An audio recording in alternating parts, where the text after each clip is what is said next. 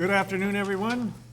Welcome to the Placer County Transportation Planning Agency, Placer County Airport Land Use Commission, and the Western Placer Consolidated Transportation Services Agency for our Wednesday, May 22nd, 2019 agency meeting. We'll start with a flag salute. Please join me in saluting our flag. I pledge allegiance to the flag of the United States of America and to the republic for which it stands, one nation, under God, indivisible, with liberty and justice for all. Thank you.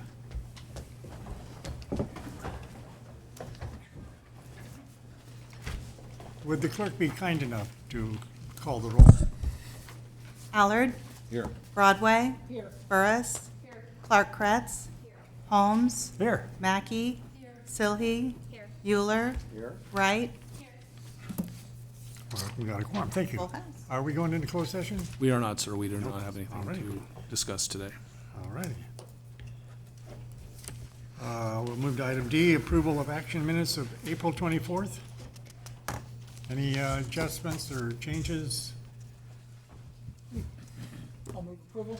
Second. It's been moved and seconded to approve the minutes of April 24th, 2019. All those in favor, please say aye. Aye. Any opposed? Any abstentions? Hearing none, the item is moved.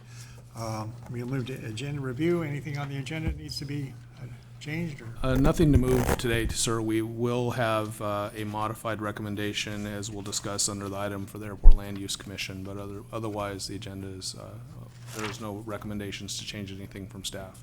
All right, fine. Public comment. Now is the time for anyone who wants to speak to us about anything that's not on the agenda. Please come forward and state your name, and you'll have 3 minutes. Seeing none, we'll close public comment and move to the consent calendar for the Placer County Transportation Planning Agency. Are there any items on the consent calendar that anybody wants to discuss? Anybody in the audience wish to discuss anything on the consent? Seeing none, I'll ask for a motion to approve. Motion to approve. Second. It's moved and seconded. All those in favor, please say aye. Aye. Any opposed? Any abstentions? We'll now move to item H, the consent calendar for the Western Placer Consolidated Transportation Services Agency. Are there any items on this agenda that anyone wishes to move for discussion? Anyone in the audience? Seeing none, we'll bring it back for action.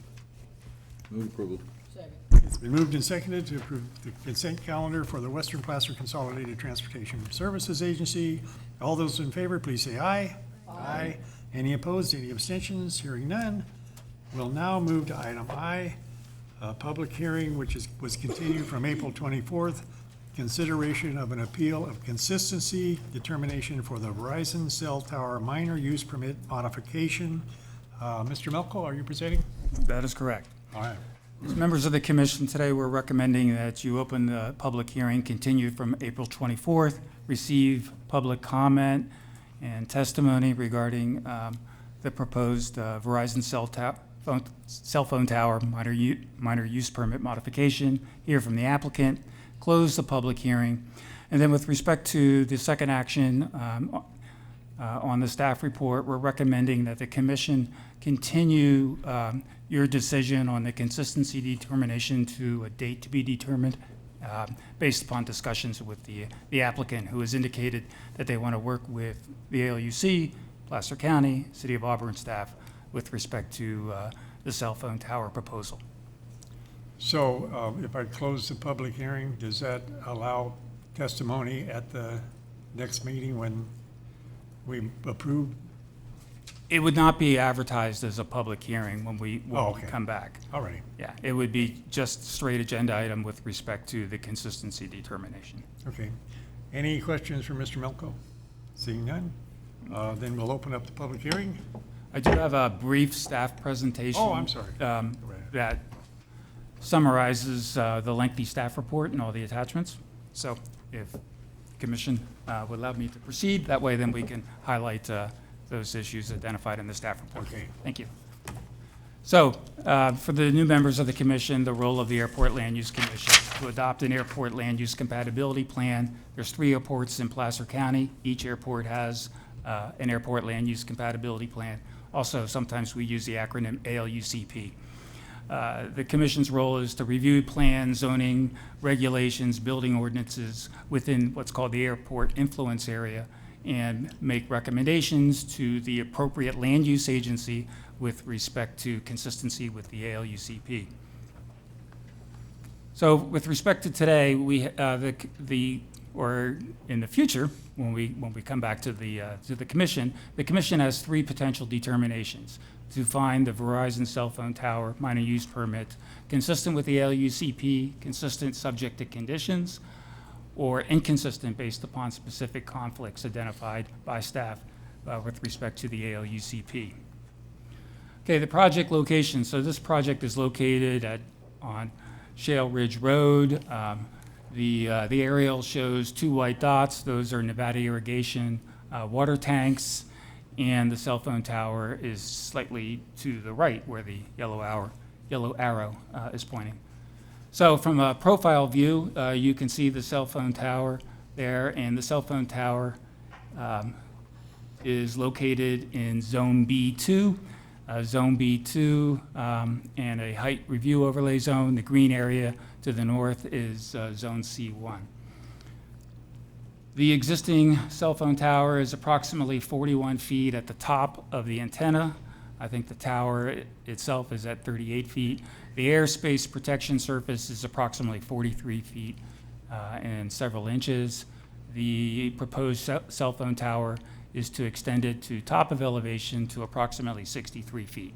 So you have an additional 20 plus feet of cell tower extension. So under the ALUCP, there's 2 policies that deal with this proposed cell phone tower extension. So communication facilities, in particular cell towers, are not permitted, not allowed in the zones highlighted as red. This particular cell phone tower is to be located in Zone B2. As you can see, it's red, so it's would not be compatible under the Auburn ALUCP. Likewise, any structures that basically have an increase in height of 35 feet to up to 150 feet in any of these particular zones have to go through certain reviews, and in this particular instance, because it's located in the B2 zone, it would need to have a review by the Federal Aviation Administration with respect to whether or not the cell phone tower penetrated airspace and whether it was an obstruction. And in this regard, the applicant actually went through that process and noted within your materials, I believe in attachment 3, there's a determination from the FAA that it indicates that while the cell phone tower penetrates airspace, they do not consider it an obstruction. Although the FAA also indicates that the applicant is required to comply with any state and local regulations, and in this instance, the state requires airport land use compatibility plans around airports, and that is the local regulation that we have here with this ALUCP. Okay, so in January, we recommended to Placer County Planning that this proposal was inconsistent with respect to airspace protection. This particular cell phone tower is not permitted in Zone B2. It penetrates the airspace, and so in that regard, it was recommended to the county it was inconsistent. The county staff, of course, communicated that with the applicant, and the applicant submitted an appeal in March. I previously noted that the FAA did a aeronautic study back in February, had the public hearing here proposed for April 24th. The morning of the public hearing, the applicant submitted additional information with respect to FCC regulations, and that the proposal was exempt under FCC regulations. So we needed time to review that, and so we're back here on the 24th with a continued public hearing. The applicant's request up to this point has been that they have the FAA determination of no hazard with with respect to the cell phone tower, and that the FCC regulations preempt local land use control. And the staff recommendation is, and this has been discussed with our attorney, that the FCC exemption doesn't apply. And with respect to the second item up here, we're asking you to confirm the Airport Land Use Commission's Executive Secretary's determination. We recommended, the modification to that particular action to continue your decision today to a date to be determined in the future, working with the applicant and the various respective jurisdictions. And with that, we recommend you conduct a public hearing and do not make a determination on the appeal today, and continue that to a future date to be determined. All right. And I'd be glad to respond to any commission questions. Any questions from commissioners? I don't see anyone. Okay, then I'll go ahead. Now, can I open up the public hearing? Yes. I'll open the public hearing. Anyone who wishes to address the board on this issue, please step forward and state your name. Hi, Rochelle Swanson. I'm the Government Affairs Manager for Crown Castle, and this is within our asset portfolio. And so I just wanted to come and concur with staff that we want to work with them. The applicant, Jason Osborne, is also here as well. And so we want to take an opportunity to look at how we can have a compatible use around the airport and continue to provide communication services to the community. Okay, So thank you. Thank you. Anyone else? Okay. Then I'll close the public hearing, and we'll bring this back when, a date's uncertain, date, some future date? The applicant has to go through a variety of, you have to go through a process to look at various alternatives to Okay, present to us with respect to compatibility issues, including perhaps an alternative site location. And so we need to work with the county as to how that fits with the county's minor use permit process. And of course, we have to involve the city as the airport owner, operator. And so I think originally we had thought about the June board meeting, but it's probably way too optimistic. So I think we should, at this point, report back when we're okay. ready. All right, thank you very much. We'll now move to item J, Dry Creek West Multi-Use Trail Planning and Feasibility Study. Mr. Hoyt, are you presenting? Thank you, Mr. Chair, and good afternoon, directors. Today, we're presenting an overview of the Dry Creek Greenway West Planning and Feasibility Study. This is a collaborative effort between the City of Roseville, Placer County, and PCTPA to develop a 3-mile piece of the larger Dry Creek Greenway trail system that spans both the City of Roseville and Placer County. And when completed, it'll connect into the American River Parkway Trail in Folsom area, that'll allow you to get from there all the way to downtown Sacramento, and from our western edge in the Placer Vineyards area down through the Northern Terminus Bikeway Trail into the north part of downtown Sacramento. So it's a 70-mile loop when completed, and Placer County will be completed. Let's see. The planning and feasibility study was funded through a Caltrans Sustainable Communities Planning Grant that was managed by the City of Roseville. And before I turn over the presentation, I just want to introduce two individuals. One is Mike Dewar with the City of Roseville. He is the Alternative Transportation Division Manager who oversaw this project for the City of Roseville. And then also Liz Diamond from Dock and Engineering. She'll be presenting today. And before I turn over the reins to her to provide a summary of this project to you, I did want to mention that this project, under their supervision, was awarded a 2019 Excellence in Public Information and Communications Award by the California Association of Public Information officials throughout the state. So receiving this grant and the work that they did to reach out to the communities and the different neighborhoods within the City of Roseville who are adjacent to Dry Creek, as well as those communities in West Placer, the Morgan Creek area, Morgan Greens area, who also abut up to this project. They did a great job of reaching out, trying to make sure that they did their due diligence in understanding what the community's interests and concerns are for when this trail may come to completion. So with that, I'll turn it over to Liz to provide the summary. Good afternoon. Good afternoon. I can make sure yay. All right, so first, by way of orientation and to provide some regional context, the city of Roseville is shown in this slide as the yellow. Folsom Lake is obviously there to the right. City of Sacramento to the south, lower left of the map. The green lines represent existing or planned trails, forming a 70-mile regional loop trail network within Placer and Sacramento counties, about half of which is already built. This loop includes the American River Parkway, the Ueda Parkway, and the Dry Creek Parkway. The trail corridor considered in this study is shown in the pink area, the little pink box, and it is obviously a very important link in that regional system.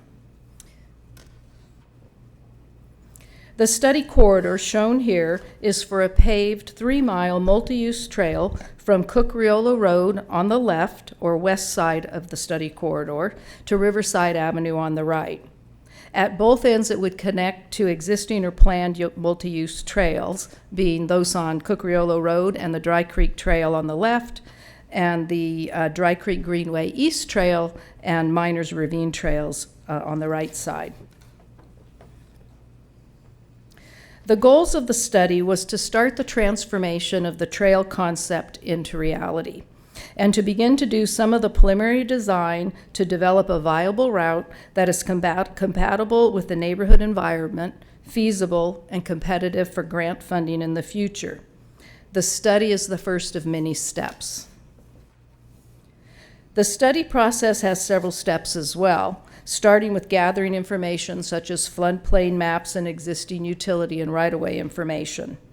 This information gathering also included getting out in the field with staff and property owners and engaging and listening to the public, for these people, of course, know the area better than anyone.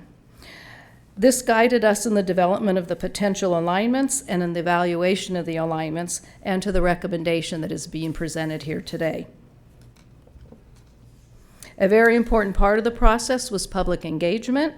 In addition to public meetings and questionnaires, this included an online virtual workshop and pop-up events where people were already gathered, such as family swim nights, Family Fest, and Earth Day. And as Aaron mentioned, it went pretty well because the project was recognized.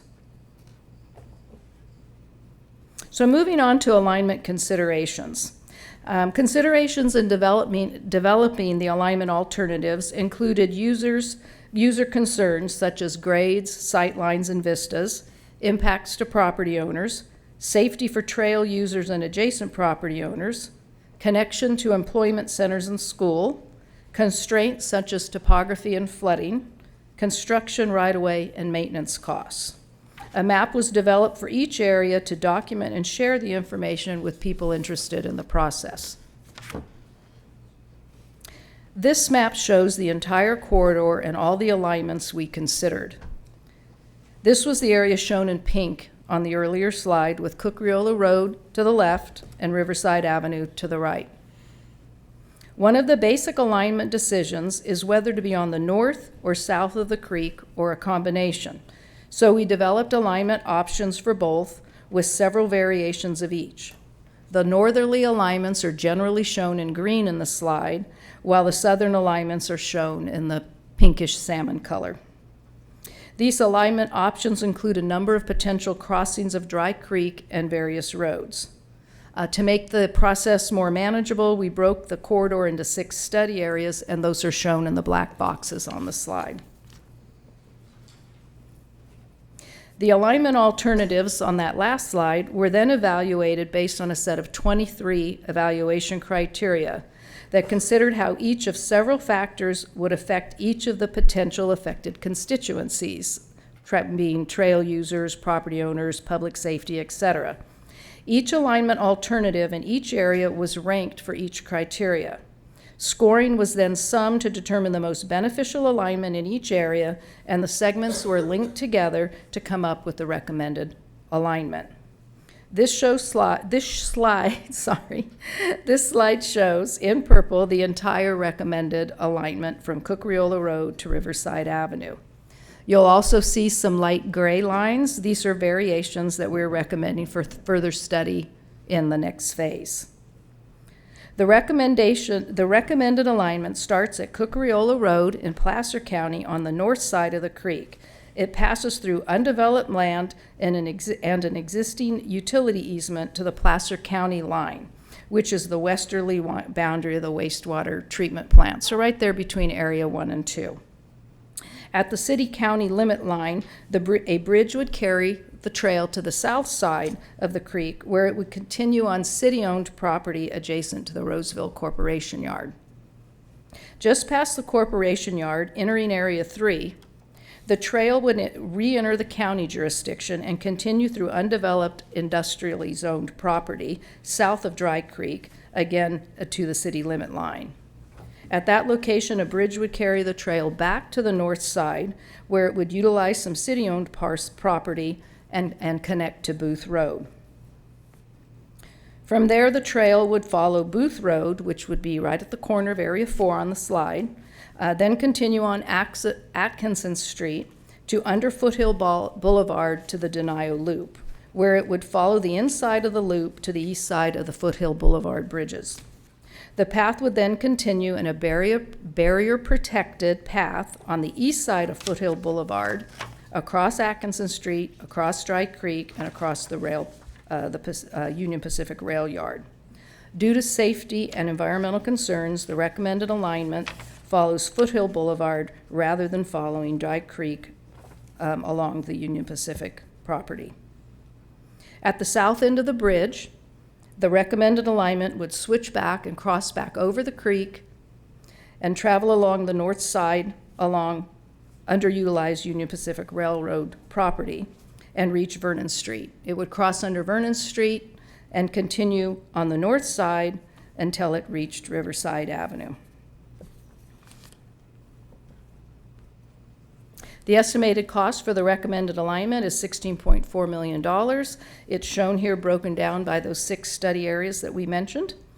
The costs include allowances for design, environmental review and documentation, right-of-way acquisition and construction. The cost estimates were done recently and reflect current high-cost construction environment that we're in right now, and of course that varies over time. We do anticipate that this project would compete well for state and federal active transportation grants. The feasibility study was accepted by the Roseville City Council on May 15th and will be presented to the Placer County Board of Supervisors on June 11th. If it is accepted by PCTPA today and the board in June, the project would move forward as funding becomes available into preliminary engineering and the environmental document phase. During that next phase, the engineering would be refined and the public would have additional opportunities to comment. After approval of the final environmental document, the project would move into final design, right-of-way acquisition negotiations, and then construction, again, subject to funding availability. With that, I'll turn it back over to Aaron. Thank you. As you saw from those slides, it's quite the involved project with 32 different alignments that were evaluated. So quite complex, 2 different jurisdictions we're working on here, and also at the same time managed to receive an award. So what we're asking of the board today is just to accept the accept the report as complete and final for purposes of the Caltrans planning grant. As the manager of the grant, we're required to report to Caltrans on all activities and submit the final report to them. And we'll do so at your direction and pending the acceptance by the Placer County Board of Supervisors on June 11th. So with that, I'd be glad to answer any questions that you may have. Okay, any questions for Mr. Hoyt? I see none. Anyone in the public wish to address the agency board on this item? Seeing none, I'll bring it back to the board for action. Mr. Chair, I'd just like to comment. I know as the mayor of the city of Roseville, we're really excited about the possibility of this trail moving forward. I think it'd be a tremendous asset, not just for Roseville and South Placer County, but for the Sacramento region. So I just wanted to express my excitement and support for it and encourage the board to move this forward. Is that a motion? I'll make the motion. Okay. Now all we need is a second. Second. Okay. It's been moved and seconded to approve the item. All those in favor, please say aye. Aye. Any opposed? Any abstentions? Hearing none, the item is moved. Thank you, everyone, for your presentation. I never seen you this excited. Bye-bye. That's it. Okay, we'll move to item K, the final fiscal year 2019-20 overall work program and budget. Members of the board, you have in your packet the final work program and budget for fiscal year 2019-20. The final is very similar to the draft that you saw back in February, and we have been focusing on pre-construction, project implementation, and core agency activities. We did receive comments from Caltrans, and we've incorporated those comments for the regional transportation plan. You'll see that in work element 20 and work element 21. Work program changes between the draft and final include work element 42, the Highway 65 widening project. We've added legal fees for attorney costs as needed. Also, work element 43, which is the I-80 auxiliary lanes. We've added board-approved federal funding for project design and right-of-way acquisition. And then work element 44, which is the Highway 49 sidewalk gap closure project. We've updated the expenditures to reflect the current project schedule. Staffing levels remain the same with 7 full-time equivalents, and I'm happy to report that the budget does balance. I'd be happy to answer any questions. Great. Okay, any questions for Mr. McNeil Caird? I see none. Is there anyone in the audience wish to address this item? Okay, I'll ask the board to make a motion and pass it, adopt it. Approval. Second. It's moved and seconded to authorize the executive director to submit the attached final year 2019-20 overall work plan and budget to Caltrans. All those in favor, please say aye. Aye. Any opposed? Any abstentions? The item is moved. Thank you. We'll now move to item L, executive director's report. Good afternoon, Mr. Chairman and members of the Board of Directors. Very quickly this afternoon, a few things for the Executive Director's report. Main item we'd like to report today is in accordance with the scope of work approved by the board. We participated along with several of our board members in Roseville 2019 down at the grounds in their new facilities out there, and it was a very successful event, very well attended event, and did satisfy the purposes of our scope of work, which was to essentially get the word out about PCTPA, to connect who PCTPA is as a board of elected officials in this county. A lot of folks don't realize that and might think we're some foreign entity coming in to tell them what to do. So we definitely achieved that objective today. With efforts of video and Facebook Live broadcasts and lots of efforts by lots of people. So we see Roseville 2019 as a great success in terms of our priorities, but even greater success for the city of Roseville and Placer County, who are intimately involved in the presentations being made today. We did have a booth where we displayed a new video that we have, which we won't show today for time's sake, but we'll be bringing back at the next board meeting a video that was done to demonstrate the need for transportation improvements in the South Placer area as part of our outreach strategy. We also have the business toolkit, which was also displayed in the booth at the event. So again, very, very successful. The other thing I wanted to talk about is a couple upcoming, very shortly or very quickly, is a couple events that are important to some of the activities that we have undertaken with our jurisdictions. On June 21st, we're planning a groundbreaking event for the Highway 49 Caltrans portion, or the shop event. That's going to occur along Highway 49. We're still finalizing the exact site. Tentatively, probably in the theaters area, but we're going to have an event and include state and local elected officials in that groundbreaking. But that's a very, very important project. Our project will follow that project with a sidewalk gap closure project, but Caltrans's investment in over $50 million on that corridor is very, very important. And this is a good kickoff for that event. We're also working very hard associated with that event with our public information resources, both at Caltrans and with our consulting firm AIM and our staff in the city of Auburn, because we're going to have two corridor projects being constructed simultaneously in that area. One with the Caltrans project I just mentioned, and then the city of Auburn is going to be undertaking the Nevada Street project. They're going to be happening at the same time, and that will have a large impact on the community. Albeit the Caltrans project's going to be in the evening, and Nevada Street's probably going to be during the day.